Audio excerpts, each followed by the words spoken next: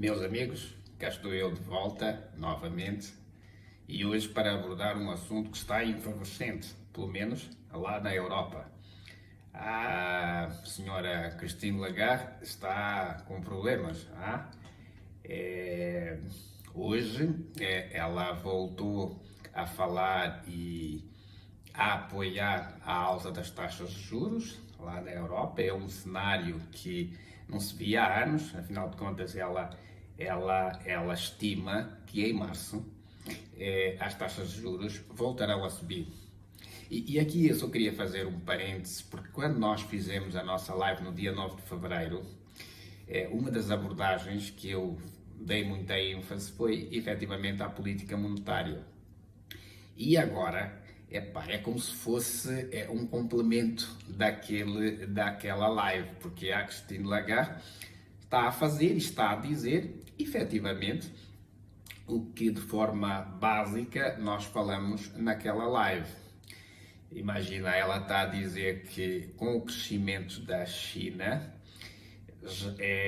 consegue perceber que o consumo por commodities vai aumentar. Ela consegue perceber que com a queda dos preços da energia as famílias estão a consumir mais e, portanto, e aí vem toda aquela regra da lei da oferta e da procura, portanto, há mais gente a buscar um produto, o produto fica mais caro e, portanto, essa é a tal da inflação e ela, como a líder da política monetária da Europa, precisa fazer algo. E então é aquela questão de abrir e fechar a torneira.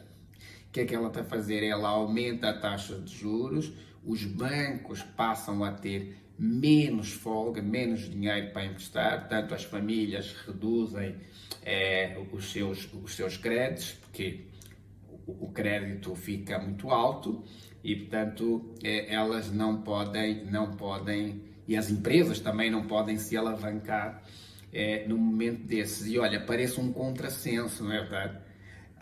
A política monetária a desestimular, entre aspas, a economia.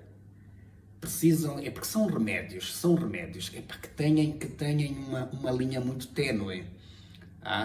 Então, ela está a usar um remédio para que reduza a procura, mas ao mesmo tempo ela está a fazer com que o crescimento do país seja freado. Porque se as empresas não podem se alavancar, elas não vão gerar negócios, não serão empreendedoras quando seriam se tivessem as taxas de juros mais controladas ou pelo menos mais baixas. E há um outro aspecto.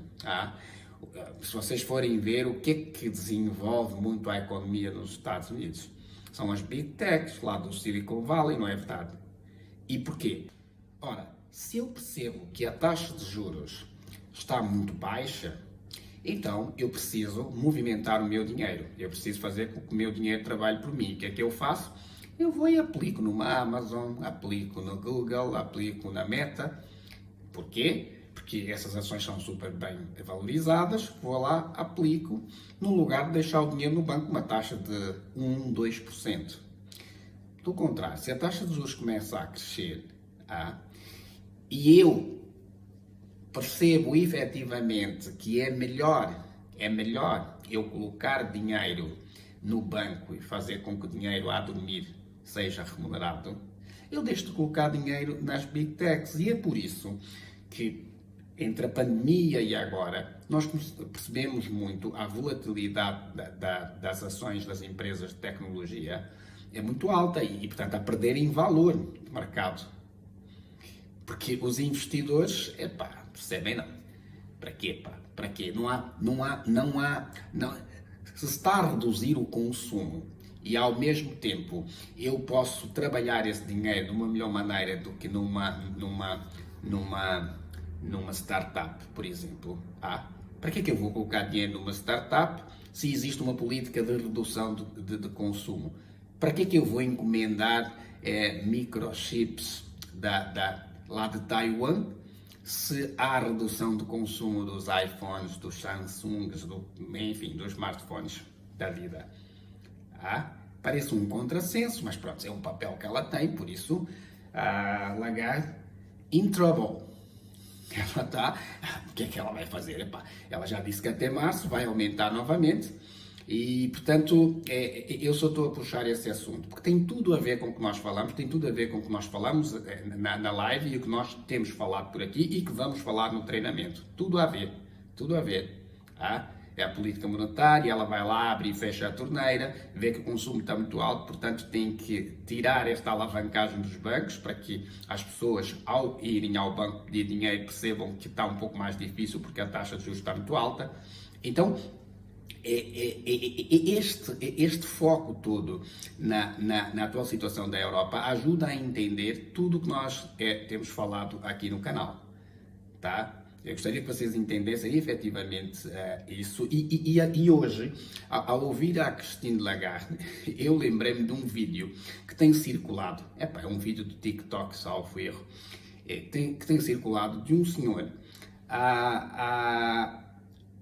entre aspas, a disparar contra a métrica PIB.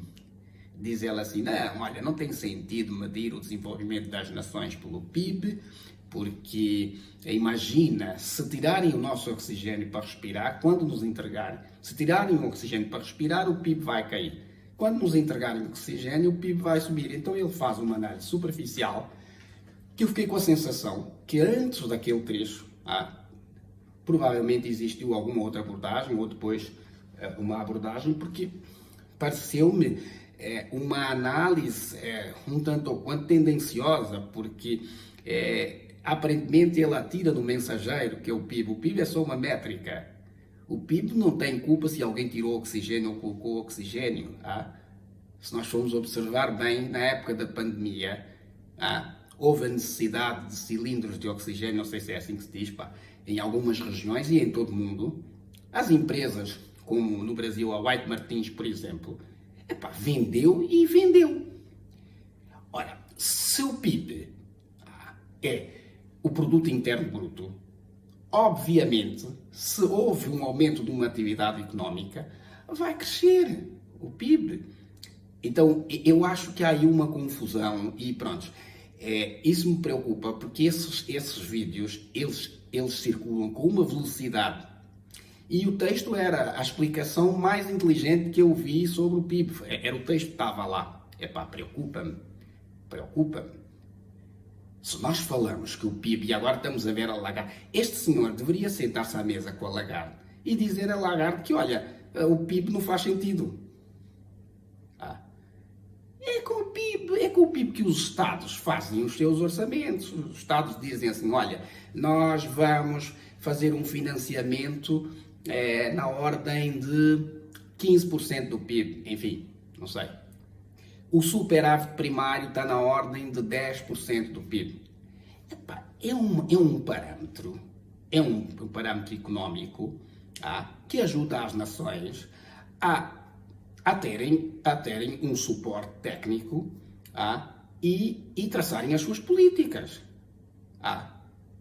É assim que se faz. O sujeito vai traçar uma meta fiscal, ele está de olho no crescimento, ele está de olho nas infraestruturas, ele está de olho na indústria, ele está de olho no consumo, ele está de olho na balança comercial. E o que é que são esses parâmetros, essas variáveis? Todas elas fazem parte do pacote PIB. Que nós temos, já comentei sobre isso no canal, temos a ótica da demanda e a ótica da produção.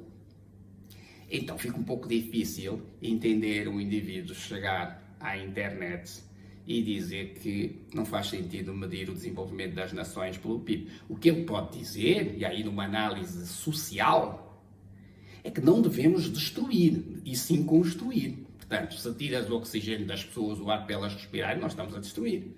Se alguém faz uma guerra, está a destruir. Então o que tens que dizer é que não faça isso, e não atirar contra o PIB. Aí é atirar contra o mensageiro. Então, olha, eu resolvi abordar essa questão em função da situação que a Europa está a viver e pronto, espero os comentários, espero que vocês efetivamente percebam a relação que tem este assunto com o que nós abordamos na live e o que nós abordaremos no treinamento, está bem?